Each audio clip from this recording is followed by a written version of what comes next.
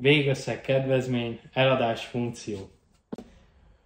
Kiválasztom a termékcsoportokból a kívánt terméket, fizetésre kattintva kiválasztom a fizetési módot, és hasonlóan, mint az egyedi kedvezmények esetén, a jobb oldali numpad segítségével tudok beállítani százalék alapú vagy forint alapú kedvezményt. Én ebben az esetben 15% kedvezményt fogok biztosítani a vásárló számára.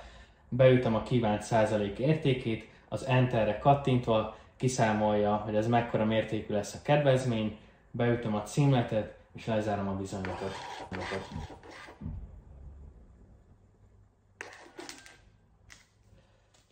Csak ugyan, mint az egyedi kedvezménynél, a nyugtán külön sorban fog szerepelni, hogy mennyi volt a kedvezmény értéke, és hogy melyik termékre vonatkozott az adott kedvezmény.